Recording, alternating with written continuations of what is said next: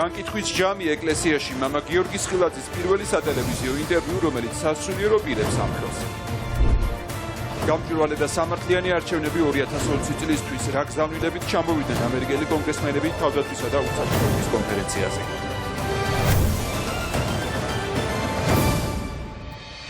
მოგესალმებით, თქვენ უყურებთ მთავარს 12-ზე, მე მიშა სესიაშვილი ვარ. საპატრიარქოს თავზარდამცემი ამბების ახალი გაგრძელება. მღვდელი გიორგის ხილაძე ამტკიცებს, რომ სტიქაროსნებთან ეპისკოპოსი ზოსიმე გარყვნილ ქმედებებს სვეტიცხოვლის ტაძრის ეზოში ჩადიოდა. სკანდალური ინტერვიუ მთავარმა არხმა მღვდელთან ცოტა ხნის წინ ჩაწერა. დღეს დილით კი მარგვეთის ყოფილმა ეპისკოპოსმა ქრისტეფორე წამალაიძემ დიდი საეკლესიო კრების სასწრაფოდ ჩანიშვნა მოითხოვა. მეუფე მზად არის მოყვეს ყველაფერი მღვდელმთავრების გარყვნილი ქმედებების შესახებ სწორედ საეკლესიო კრებაზე. გიგლა თუმანიშვილი განაგრძობს თემაზე საუბარს მთავარის პირდაპირ ეთერში. გიგლა, დავიწყოთ ქრისტეფორეს განცხადებებით. უფრო კონკრეტულად, რა თქვა დღეს მეუფემ? დიახ, მიშა, ჩვენ ცოტა ხნის წინ ვესაუბრეთ ქრისტეფორე წამალაიძეს და მიუხედავად იმისა, რომ ის ქართული ეკლესიის სასულიერო პირი აღარ არის და არის ქართული ეკლესიიდან განკვეთილი, ის ამბობს, რომ აუცილებელია დროულად მოხდეს და სასწრაფო წესით მოხდეს საეკლესიო კრების ჩატარება, რომელსაც დაესწრებიან სასულიერო პირები, როგორც მონაზვნები, ასევე ბერები, ყველა სასულიერო პირი, მოკლედ რომელიც არის საქართველოს ეკლესიის წიაღში. ის ამბობს, რომ უნდა მოხდეს ყველა იმ საკითხის განხილვა საჯარო წესით საეკლესიო კრებაზე, რომელსაც შესახებაც არის საუბარი ბოლო დღეების განმავლობაში. საუბარია პედოფილიის და სოდომური ცოდვებთან დაკავშირებით. ის ამბობს და ულტიმატუმს უყენებს ერთგვარად მეუფე ზოსიმეს, რომელმაც მან გუშინ განაცხადა, რომ სწორედ ქრისტეფორე წამალაიძემ გამოაგზავნა სტუდენტები მასთან გარკვეული პროვოკაციის მოსაწყობად და ის ამბობს, რომ ულტიმატუმით ენით ესაუბრება ერთგვარად ქრისტეფორე წამალაიძე და ამბობს, რომ თუ კი არ შეწყვეტს მის მიმართ ბრალდებების გაჟღერებას, ის საჯაროდ ამხელს ყველა იმ საკითხში, რომელიც წლების წინ მისთვის იყო ცნობილი. მოწვეული იქნეს ეპისკოპოსთა კრება, ამ კრებას უნდა ესწრებოდნენ მღვდლები, დიაკვნები და ყველა ვინც თავს თulis და ჩაგვრულად კრებაზე უნდა განიხილონ მათი საქმე და მისცენ მათ დამაჯერებელი პასუხი.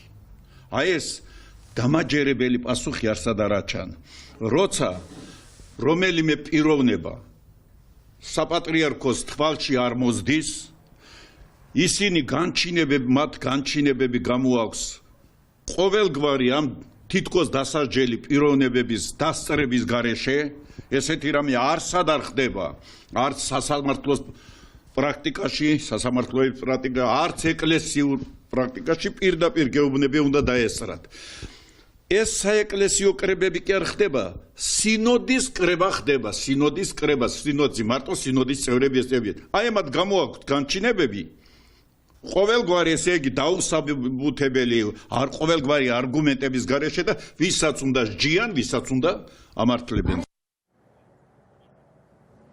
რაც შეეხება დეკანოს გიორგის ხილაძის განცხადებას, ის რამდენიმე საათის წინ დაბრუნდა საქართველოში და მან ვრცელი კომენტარი მისცა მთავარ არხს. ის დეტალურად იხსენებს იმ ფაქტებს, რომელიც საკმაოდ მძიმე მოსასმელია და როგორც ის ამბობს, სვეტიცხოვლის ეზოში ხდებოდა მსგავსი ფაქტები დაახლოებით 31 წლის წინ. ის ასევე იხსენებს კახაკალაძესთან მომხდარ ინციდენტსაც, თუ შეიძლება ინციდენტი დაერქვას ამ ფაქტს, მეუფე ზოსიმეს მხრიდან.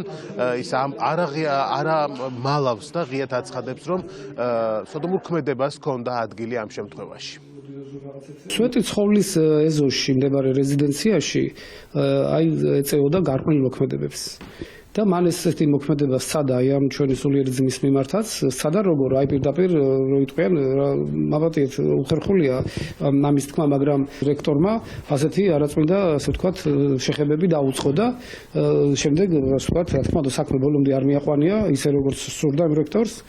და გამოეცალა ხელიდან, გამოვიდა და შემდეგ ეს ამბავი გამჟღავნდა და ჩვენ იძულებული გავხდით, რომ გვიმხილებინა ეს რექტორი, მან თავისი მოქმედება, ასე ვთქვათ, ვერ დამალა, ასე რომ ვთქვათ, ხელწერილი დაგვიწერა, ასეთი ადამიანი არ უნდა ყოფილიყო სემინარი აკადემიის ხელმძღვანელი და სტუდენტების გამრყვლელი მომავალი სასულიერო პირებისა. დღემდე ყავს პატრიარქს გვერდით და რა ვიცი, დაწინაურებულია დეკანოზია მიტროსანი და რა ხდება, ხედავთ პატრიარქი ფარულებს ასეთებს სამწუხაროდ, ფარულებს მრუშ მღვდლებს. რაც შეეხება მსგავს ფაქტებს, ყოფილი სტუდენტები ყვებიან, რომ მსგავსი გაყრული ქმედებები, როგორც ისინი ამბობენ, ხდებოდა გარდა იმისა, რომ სვეტი ცხოვლის ეზოში და ტაძრის მიმდებარედ, ასევე სასულიერო სემინარიისა და სასწავლებლის შენობაშიც. Ამ ფაქტებთან დაკავშირებით დღეს უკვე მეუფე ზოსიმე, წილკნის და დუშეთის მიტროპოლიტი დამატებით განმარტებებს აღარ აკეთებს. ის ელოდება დღის მეორე ნახევარს, როცა ჩავა თავის ეპარქიაში და უფრო ვრცლად ყველა იმ საკითხს, რომელიც მისი მისამართით არის გაჟღერებული დაახლოებით 2 დღეა, გააკეთებს ვრცელ განმარტებებს. იგლა თუმანიშვილი გვერდებოდა პირდაპირ ეთერში.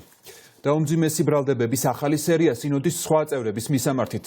მამა გიორგი სხილაძე დღეს სატელევიზიო ინტერვიუში მეუფე სერაფიმე პედოფილიაში დაადანაშაულა და თქვა, რომ 2016 წელს არასრულწლოვან გოგონაზე მომხდარი ძალადობის მცდელობის შემდეგ საპატრიარქომ მეუფეს უბრალოდ ხელი დააფარა. თუმცა ეს ყველაფერი არ არის საქართველოში დაბრუნებული მამა გიორგი სხილაძე სხვა სკანდალური ფაქტების გასაჯაროებასაც აპირებს და ამბობს, რომ მოყვება გულისამრევ ფაქტებს. მეუფე სერაფიმე აიღეთ, აი ბორჯომის ეპისკოპოსი, ხო? გაიპარა ეპარქიიდან, იცით ხო ეს ისტორია?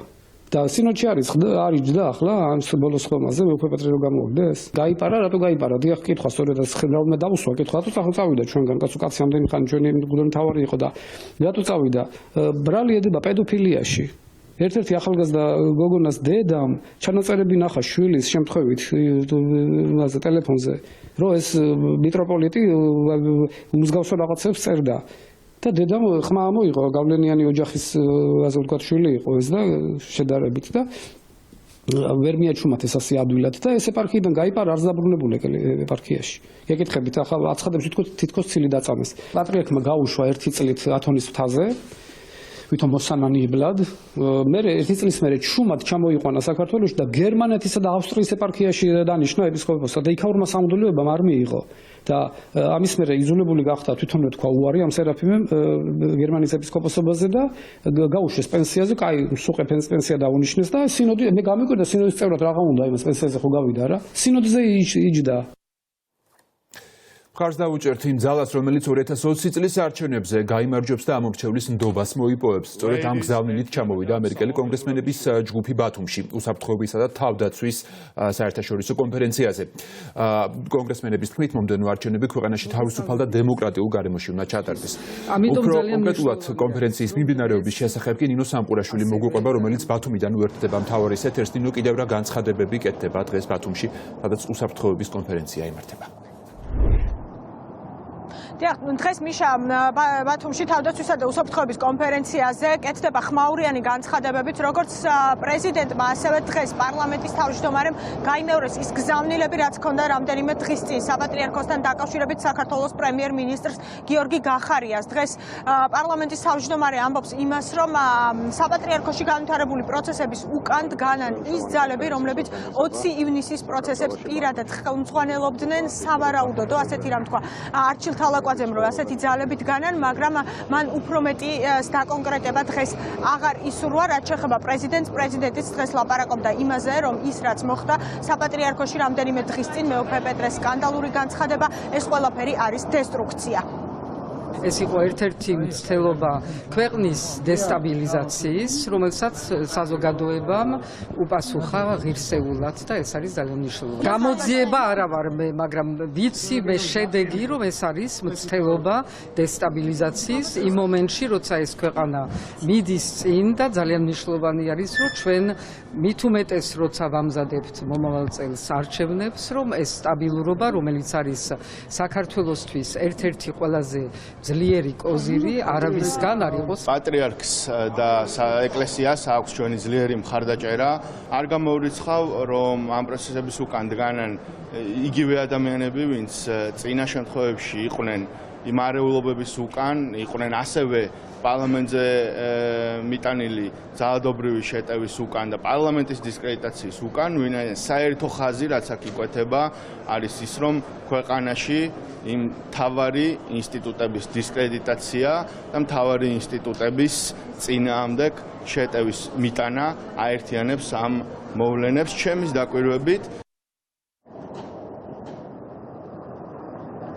საქართველოს თავდაცვისა და უსაფრთხოების კონფერენციის გახსნაზე გაკეთდა დღეს ეს განცხადებები. კონფერენცია გახსნა საქართველოს პრეზიდენტმა, ასევე პარლამენტის თავმჯდომარემ და თავდაცვის მინისტრმა და დღეს მთავარი მათი სასაუბრო თემაც იყო სწორედ ქვეყნის შიგნით მიმდინარე პროცესები, თავდაცვის უნარიანობის ამაღლებასთან დაკავშირებული საკითხები და ასევე ის, რომ ქვეყნის 20% არის ოკუპირებული რუსეთის მხრიდან, რომ რუსეთი განაგრძობად ოკუპაციას ქვეყანაში და დღეს საერთაშორისო საზოგადოებას მიმართა სალომე ზურაბიშვილმა, რომ უნდა გააქტიურდეს ყველა ფორმატი საიმისოდ, რომ რუსეთის მხრიდან ნაკისრი ვალდებულებები იყოს შესრულებული.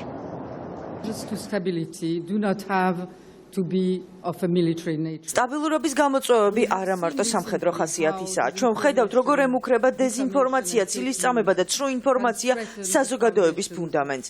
ასეთი იყო ბოლო დღეების თავდასხმა საქართველოს ეკლესიაზე და მის ლიდერზე. საბედნიეროდ, ასეთ გამოწვევაზე საზოგადოების კონსოლიდირებულმა რეაქციამ დაადასტურა მისი მოწიფულობა და უნარი ასეთ მანიპულაციებს არ დაექვემდებაროს. ახალი და მრავალმხრივი საფრთხეების გარდა საქართველოს მთავარი და ყოველდღიური უსაფრთხოების გამოწვევად რჩება ოკუპირებული ტერიტორიები. ქვეყნის ტერიტორიის 20%-ზე კონტროლის არ ქონა.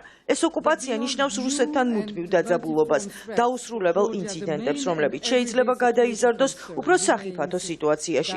საქართველოს მუდმივად ცდილობს მათ თავიდან აცილებას, ვინაიდან ცალმხრივად აქვს უარი ძალის გამოყენებაზე. მაგრამ საოკუპაციო ხაზის ორივე მხარეს მცხოვრები მოსახლეობის არსებულ ჰუმანიტარულ გაჭირვებას შეუძლია ნებისმიერ დროს საფრთხე შეუქმნას მშვიდობას და მშვიდობიან განვითარებას. მე მინდა ეს ფორუმი გამოვიყენო და თქვენი მეშვეობით მივმართო საერთაშორისო საზოგადოებას ჟენევის საერთაშორისო მოლაპარაკებების თანათავმჯდომარეებს, რომ სასწრაფოდ ჩაერთონ ამ ჰუმანიტარულ ტრაგედიაში და მოძებნონ ეფექტური გადაწყვეტის გზები. ადეკვატური პასუხის არსებობა ამ სიტუაციაში, რაც 2008 წლის მერე გრძელდება, თავად წარმოადგენს უსაფრთხოების გამოწვევას. რუსეთი რჩება უსაფრთხოების ყველაზე დიდ საფრთხედ. ის აგრძელებს კედლისა და მართულხლართების მშენებლობას ჩვენს მიწაზე. ჩვენი პარტნიორები ნათელ და ძლიერ გზავნილს უგზავნიან ყოველდღე კრემლს, რომ საზღვრების შეცვლა ევროპაში შეჭრით გახლავთ მიუღებელი. რუსეთი იძულებული უნდა გახდეს იმოქმედოს საერთაშორისო სტანდარტების და პრინციპების შესაბამისად. ჩვენ ვართ ქვეყანა, რომელიც რჩება ერთგული დემოკრატიისა, ტოლერანტობის, სამართლიანობის ღირებულებების. ჩვენ ვერ დაგვაშინებენ. ევროატლანტიკური უსაფრთხოების არქიტექტურაში საქართველო არის როგორც განუყოფელი ნაწილი. ძირითადი პარტნიორის ამერიკის და ევროკავშირის მუდმივად განვითარების და გაძლიერების გზაზე დგას და ახდენს აქცენტირებას უსაფრთხოების წრეებზე მიერთების თვალსაზრისით. საქართველოს წევრობის მიღწევა სერიოზულად არის მხარდაჭერილი ჩვენი პარტნიორების მხრიდან და საქართველო ერთგულია შემდგომში გააგრძელოს ტრანსფორმაციის პროცესი იმისთვის, რომ შეიქმნას უფრო ძლიერი და ეფექტიანი თავდაცვის სისტემა.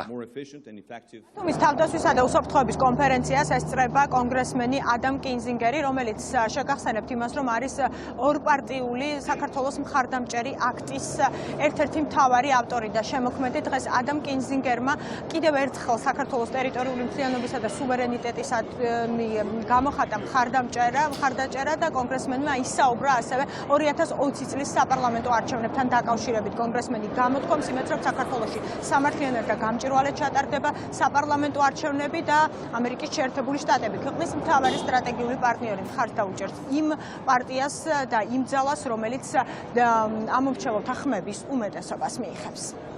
ჩვენ მივიღეთ საქართველოს მხარდამჭერი რეზოლუცია. ეს იყო ჩემი პეტიცია და მქონდა შანსი წარგვედგინა სენატისა და თეთრი სახლისთვის. განსაკუთრებით ცუდი იქნებოდა რუსეთის მიერ საქართველოს ოკუპაცია არ გვეცნო. ამის განსაზღვრა აუცილებელია. ის ყურადღებას ამახვილებს რუსეთის მიერ საქართველოს ოკუპაციის აღიარებაზე, საქართველოს ხალხის უფლებაზე. ამას მოაქვს იმ ადამიანების სანქცირების შესაძლებლობა, ვინც საქართველოს ოკუპაციაში არიან ჩართულები. ყველაზე მნიშვნელოვანი არის ის, რომ აქტი ძალიან ორპარტიულია. რესპუბლიკელებს და დემოკრატებს ზოგჯერ აზრთა სხვადასხვაობა გვაქვს, თუმცა საქართველოსთან მიმართებაში ჩვენ გავერთიანდით და შევთანხმდით რეზოლუციაზე. საქართველომ შეძლო და ბევრი იშრომა კორუფციის პრობლემების მოსაგვარებლად. ცხადია, ეს ძალიან მნიშვნელოვანია. დარწმუნებული ვარ, თითოეული პარტია, ეს იქნება ოპოზიცია, უმრავლესობა თუ სხვა ნებისმიერი პარტია, ყავს საკუთარი მხარდამჭერი და ეს სასიცოცხლო მნიშვნელოვანია. გრძნობ ძალიან დიდ პროგრესს, როგორც საქართველოს ძალების მოდერნიზაციის კუთხით, ასევე სამთავრობო ინსტიტუციის მიმართებაში. ჩვენ გვესმის, რომ ცვლილებების ზოგჯერ რთულია, მაგრამ აუცილებლად ველოდებით თავისუფალ და სამართლიან არჩევნებს. ქართველი ხალხი, ვისაც მხარს დაუჭერს, ის პარტია გაიმარჯვებს არჩევნებში. ძალიან მნიშვნელოვანია, როდესაც თითოეული ადამიანის ხმა კონფერენციაზე ყურადღება დაეთმობა საქართველოს უსაფრთხოებისა და თავდაცვის ძალების მოდერნიზაციას, დაახლოებას ნატო სტანდარტებთან. ჩვენ მხარდაჭერას ვუცხადებთ საქართველოს უსაფრთხოებისა და თავდაცვის ინსტიტუტებს. საქართველოს აქვს თავდაცვის საკითხებში ძალების მოდერნიზაციის პროგრამა. მნიშვნელოვანია მხარდაჭერა, რომელსაც თქვენი ქვეყანა იღებს შეერთებული შტატებიდან. გამოცდილების გაზიარება თავდაცვისა და უსაფრთხოების საკითხებში. თანამშრომლობა ამ კუთხით საქართველოს ჩრდილო-ატლანტიკური ალიანსისთვის ძლიერ პარტნიორად აქცევს. დღეს ბევრ საკითხს განვიხილავთ, მაგრამ მთავარი თემა შავი ზღვის უსაფრთხოება იქნება. საქართველოს თავდაცვისა და უსაფრთხოების კონფერენციას ბათუმში სასტუმრო ჰილტონი მასპინძლობს და დღეს ვიდრე კონფერენცია დაიწყება და გამოცხადდა განგაში და ყველა სტუმარი, რომელიც იყო მონაწილე დღეს ამ კონფერენციის და ამ დიდი ღონისძიების გამოიყვანეს გარეთ საგანგებოდ და შემდეგ გაირკვა, რომ უსაფრთხოების სიგნალი ჩაირთა იმის გამო, რომ სამზარეულოში იყო მცირე დაკვამლიანება და ვინაიდან როგორც შემდეგ განმარტა ჰილტონის ადმინისტრაციამ არის უსაფრთხოების მაღალი ზომები იყო მიღებული, მათ საჭიროდ ჩათვალეს, რომ ეს სიგნალი ჩაერთოთ და მთელი სტუმრების ევაკუაცია მოეხდინათ რამდენიმე წუთით შენობიდან. შემდეგ კი ეს პრობლემა მოგვარდა დაახლოებით 10 წუთში, სტუმრებიც დაბრუნდნენ და ბათუმის უსაფრთხოების კონფერენცია გაიხსნა, რომელიც 2 დღეს გაგრძელდება. ნინო სამყურაშვილი ბათუმიდან გვერდებოდა, სადაც უსაფრთხოების კონფერენცია იმართება. მამა გიორგი მამალაძის შეწყალებას კი საქართველოს პრეზიდენტი ჯერ არ აპირებს და ამბობს იმას, რომ ახალ სამ საკითხზე საზოგადოებას ვერაფერს ვერ ეტყვის. სალომე ზურაბაშვილის თქმით, ის არც პროკურატურაში არ მივა, სადაც ეგრეთ წოდებული შეწყალების სკანდალს იძიებენ, როდესაც პრეზიდენტმა გისოსებს გარეთ გამოუშვა პოლიციელების მკვლელები, ნარკორეალიზატორები და მოძალადეები. მამალაძეს რაც ეხება და შეწყალებას რაც ეხება, ჯერ უნდა ვიმუშაოთ და დავასრულოთ ის ახალი წესები, უნდა გამოვცე ის ახალი ბრძანებულება, შემდეგ უნდა შეუდგე შესწავლას. არ არსებობს მხოლოდ ერთი მამალაძე ამ ქვეყანაში და სამწუხარო არის, რომ თქვენ ერთ კითხვაზე მეტი არ შეგიძლიათ რომ დასვათ. ძალიან ბევრი ხალხი ელოდება გადაწყვეტილებას, ის რასაც ქვია მორატორიუმის სხვათაშორის სიტყვების მნიშვნელობა ცოტა უჭირს ბევრს გაიგოს. მორატორიუმი არის დროებითი შეჩერება, არ არის აქტი. მე მივიღე ეს გადაწყვეტილება ჩემთვის, რომ შემეჩერებინა, რისი სრული უფლება გამაჩნია. ამ შეჩერებას შევაჩერებ, როგორც კი მე ვიქნები მზად, მექნება შესწავლილი ყველა ის საქმეები, რომელიც საჭირო არის და მე მინდა გითხრათ, რომ იმ აჟიოტაჟის ფონზე, რაც ატყდა წინა შეწყალებაზე, ალბათ გამიგებთ, რომ მე მინდა დრო, რომ ვიფიქრო, დავფიქრდე და არანაირი შეცდომა არ დავუშვა. რატომ უნდა მივიდე, სადაც არა ვარ დაბარებული? არანაირი პრობლემა არ არის, მაგრამ არანაირი კითხვაც არ არის. და ისევ საქართველოს მართლმადიდებელი ეკლესია საპატრიარქოს ქონების მართვის სამსახური მეუფე პეტრეს ქონების შესწავლას იწყებს. ცოტა ხნის წინ თბილისიდან მარტვილში სპეციალური ჯგუფი ჩავიდა, რომელიც ამტკიცებს, რომ მეუფემ ადგილობრივების მიწები უკანონოდ მიითვისა. საპატრიარქოში საჩივის წერილებია შესული და შესწავლა უკვე დაწყებულია. ამ მძიმე ბრალდებას უკვე უფასუხა იღუმენია თამარ გამყრელიძე. მის ამბობს, რომ მთელი ქონება, რაც ჭყონდიდის ეპარქიას ეკუთვნის, საპატრიარქოს სახელზეა გაფორმებული და ამისი გადამოწმება მარტივად შეიძლება. ქონებრივი დავა მეუფე პეტრესა და საპატრიარქოს შორის. ნინო გაზდელიანი გვიერთდება ამ თემით მთავარის პირდაპირ ეთერში. მიშედიახ, როგორც საპატრიარქოს სპეციალურმა წარმომადგენელმა განაცხადა, ადგილობრივი მოსახლეობისაგან შევიდა ზარები, რომლებიც გამოთქვამენ პრეტენზიებს, რომ მათ მიწები უკანონოდ წაართვეს. მისივე განმარტებით, რამდენად შეესაბამება ეს სიმართლეს და არის თუ არა რეალური, სწორედ ამ მიზნით არიან ჩასულები, რომ დაადგინონ, ფლობს თუ არა ეს ეპარქია მიწებს კანონიერად. ზარები შემოვიდა ბევრი ადგილობრივი მოსახლეობიდან, რაღაცა მეტაცებულ მეცნიერულ ნაკვეთებთან დაკავშირებით რაღაც პრეტენზიები აქვს და ის მიმართ აქვს პრეტენზიები. ადგილობრივი ყოფილი ეპარქიის მმართველთან. მოვლენ ალბათ ის ადამიანები ჯერ აქ შეხვდები და მე ალბათ მოგვიწევს თვითონ ადგილობრივ სოფლებში გასვლა, სადაც არის პრობლემები. ეს ადამიანები ადრე რატო არ განაცხადა? არ ვიცი, შემოკარგო, ახლა მაგიტო ვართ გავარკვიოთ ზუსტად ჩვენ ეგ გადაფარვა იყო, მიზამიმართული მისის ნაკვეთის აღება იყო, მიტაცება იყო, თუ როგორც აცხადებენ, ახლა ჩვენ ხო წინასწარ ვერ ველაპარაკებთ. როგორც იღუმენია თამარ გამყრელიძემ განაცხადა, მსგავსი ბრალდებები და ცილის წამება მათ უკვე წლებია ესმით, მისივე განმარტებით ყველაფერს მარტულსა და აბაშაში ფლობს ეკლესია და ამის დადგენა ძალიან მარტივია. თუ დაინტერესებული პირი თუნდაც საჯარო რესს მიმართავს, იგი მოუწოდებს ასევე მედიას, რომ ჩაატარონ ამ თემაზე ჟურნალისტური გამოძიება. რასისულელია ყველაფერი აბსოლუტურად არის საპატრიარქოს სახელზე და მე ჟურნალისტებს გთხოვთ მოახდინოთ გამოძიება საჯარო რეესტრიდან ამოიღოთ მარტვილის რაიონში და აბაშის რაიონში რამდენი ქონება აქვს ეკლესიას. ისე რომ ყველაფერი არის საპატრიარქოს სახელზე.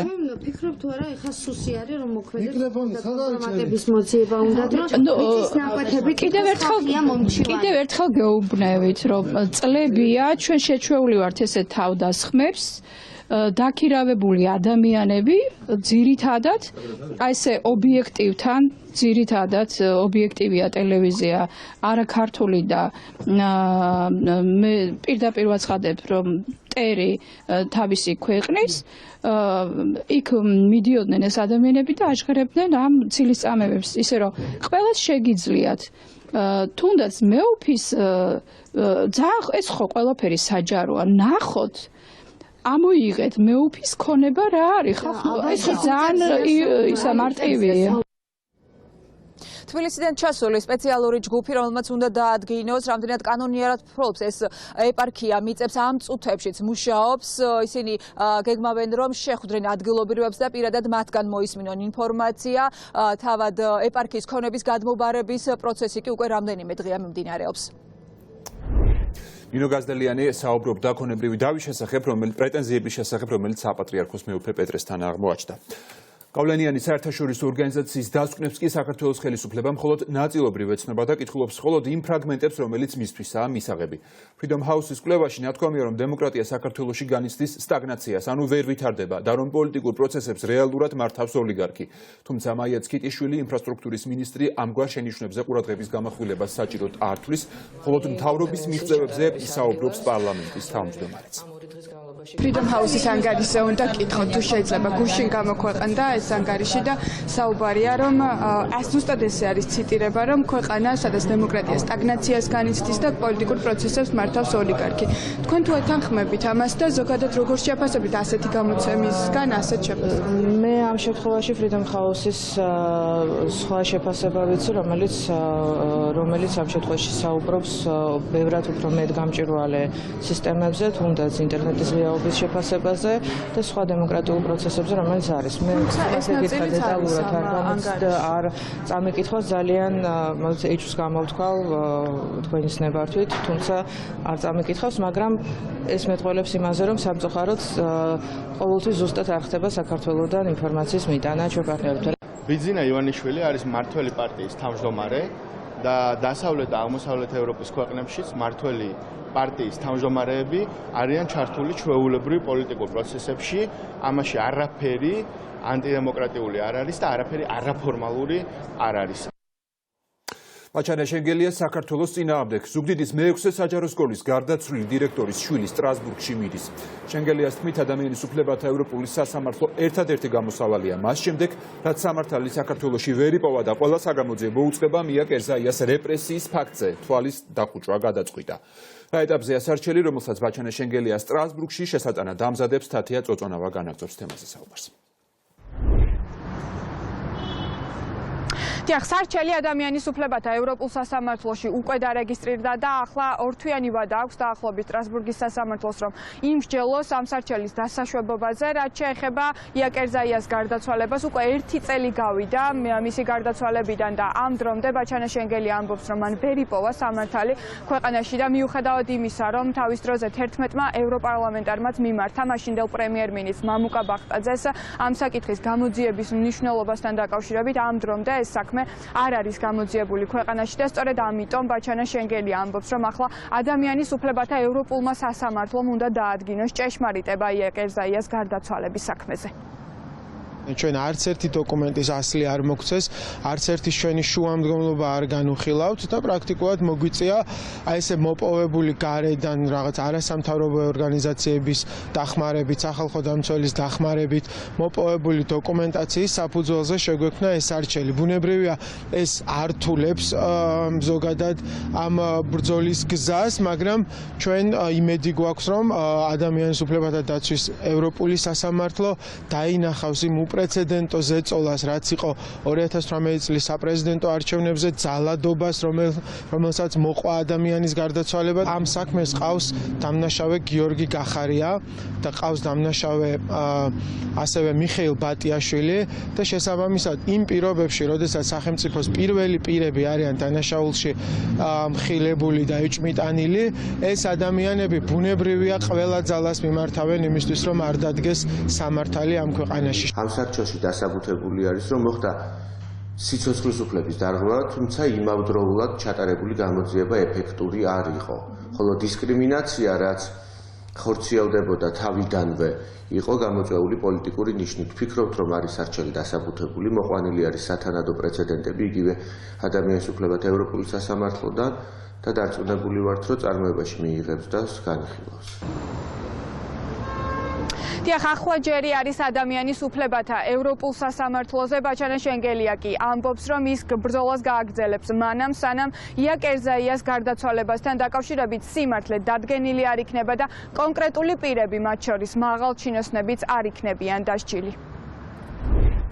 ეს თათია წოწონავა იყო. მოძრაობა შეცვალე პრეზიდენტისგან დეკანოს მამალაძის შეწყალებას მოითხოვს. მოძრაობის წევრებმა პრეზიდენტის ადმინისტრაციასთან დღეს საპროტესტო აქცია პერფორმანსი გამართეს. ბათუმიდან დაბრუნებულ სალომე ზურაბიშვილს, რომელიც თავდაცვის და უსაფრთხოების კონფერენციას ესწრება იქ, სასახლის შესასვლელთან აქციის მონაწილეების მიერ გაკრული სტიკერები დახვდება. გზავნილების შინაარსი ასეთია: შეცვალე და თავისუფლება მამალაძის. ჩვენ გვახსოვს რამოდენიმე დღის წინ, როდესაც ვიძინა ივანიშვილი და სალომე ზურაბიშვილი მოგვიწოდებდნენ საპატრიარქოს პატივისცემისკენ და სიყვარულისკენ და თუ ეს ადამიანები არ არიან ფარისევლები, მაშინ თავადვე სცემ პატივი საპატრიარქოს და მათ წმინდა სინოდის მიმართვაზე, როდესაც ისინი თხოვენ დეკანოს გიორგის განთავისუფლებას, ვიძინა ივანიშვილმა დართოს ნება სალომე ზურაბიშვილს და გაანთავისუფლონ დეკანოზე შეიწყალონ. ჩვენ ვეცდებით აქედანვე გავაგონოთ ხმა პრეზიდენტს, როგორც პრეზიდენტს, ასევე პრეზიდენტის ადმინისტრაციის თანამშრომლებს. სამწუხაროდ არ გვაქვს ჩვენ მოლოდინი და დიახ, ეს მორატორიუმის გამო ვფიქრობთ, რომ პრეზიდენტი არ შეიწყალოს მამალაძის. ამიტომ ნელ-ნელა მოძრაობა ფართოვდება, ვიკრებთ ახალგაზრდებს, ადამიანებს, რომლებიც ფიქრობენ, რომ აუცილებელია დეკანოზი მამალაძის შეწყალება. შეწყდეს შმაქსისტების უკანონო დევნა და დატერორება. ამ წუთებში შმაქსისტები კიდევ ერთი მასშტაბური მსვლელობისთვის ემზადებიან. დანიშნულების ადგილი ისევ შინაგან საქმეთა სამინისტროს მთავარი ოფისია. შმაქსისტების მოთხოვნებს თამთა დოლენჯაშვილი გაეცნო, ის პირდაპირ ეთერში გვერდება. თამთა, რატომ საუბრობენ ეს ადამიანები უკანონო დევნაზე და რისი თქმა უნდათ მათ დღევანდელი მსვლელობით? ამ წუთებში შმაქსისტები სწორედ საპროტესტო აქციას მართავენ დედაქალაქის ცენტრში, როგორც თქვენ ხედავთ, ახლა კოლონა შმაქსისტები სწორედ შინაგან საქმეთა სამინისტროსთან მიემართება. აქ დაახლოებით 300-მდე შმაქსისტი იღებს ამ საპროტესტო აქციაში მონაწილეობას. ისინი ამბობენ, რომ ბოლო პერიოდის განმავლობაში სწორედ შინაგან საქმეთა სამინისტროს წარმომადგენლების მხრიდან მათზე მიმდინარეობს გარკვეული ზეწოლა.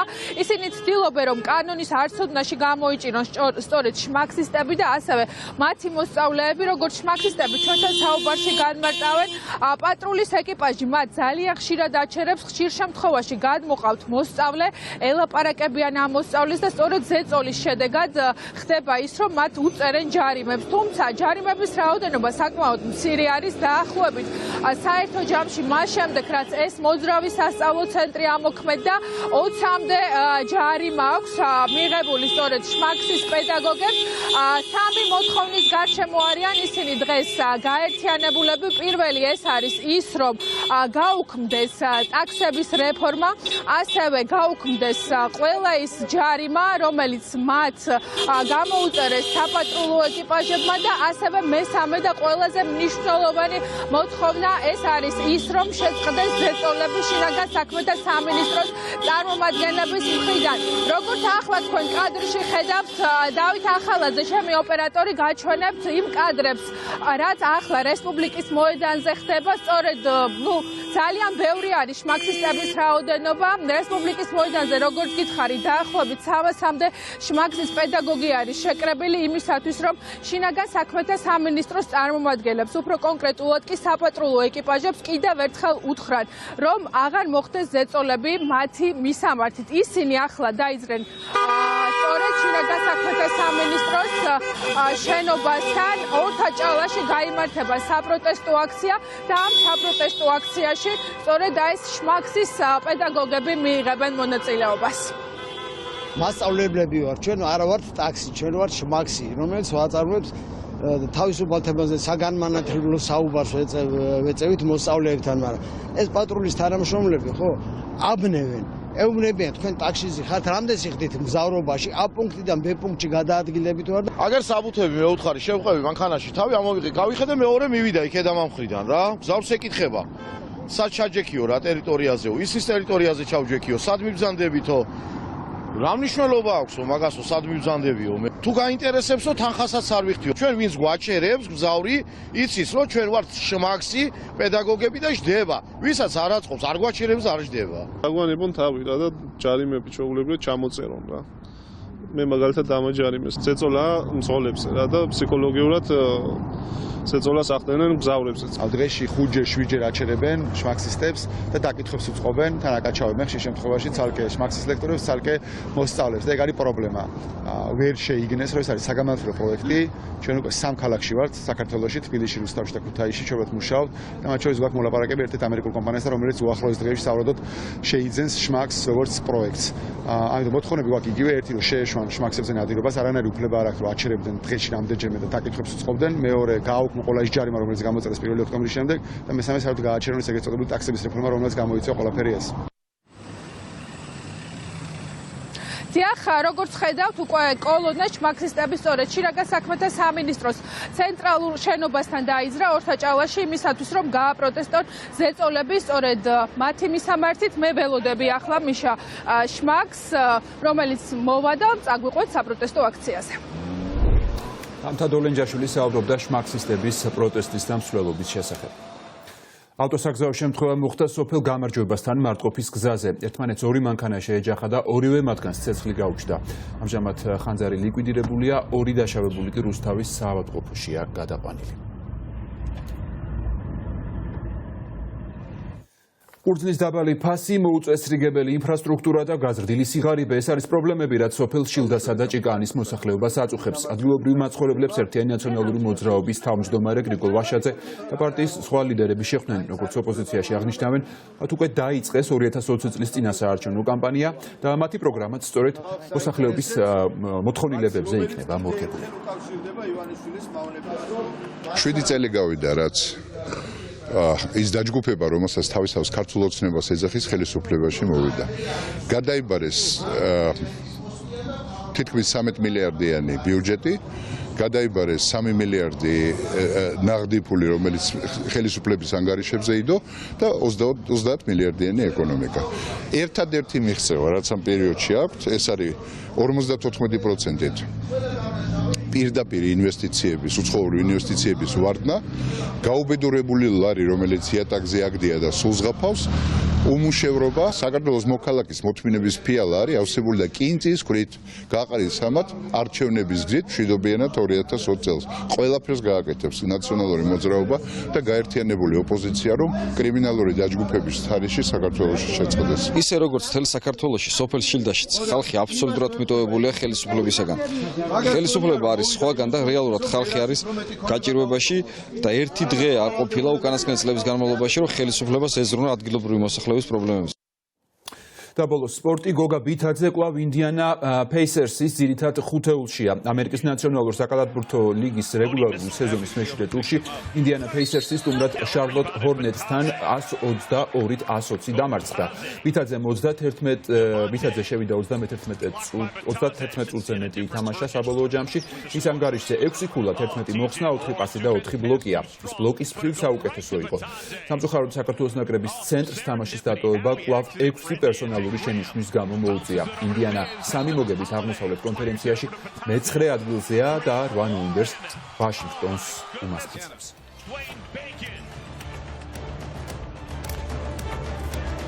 ასეთი იყო მთავარი ამბები ამ დროისთვის. ჩვენ პირდაპირ ეთერში ზუსტად 3 საათზე დავბრუნდებით.